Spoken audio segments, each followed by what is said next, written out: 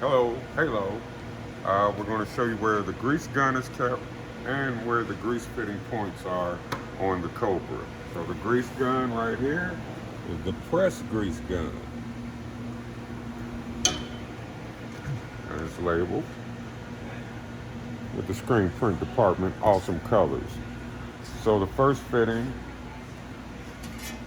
are here and here, which lube the core of the machine as far as indexing and spinning. Put your 2 to 3 pumps into that once a week. Now each head has a grease fitting that's marked as well. And this is the same on every head. And you want to put a couple squirts of grease in this, especially on the heads that are utilized the most, like 1 and 10 or 5, 6. Where the flashes are, you don't have to. I would say rotate the flashes so that each head can get used though. So be sure to do that. And that's weekly. So be sure to grease your machine.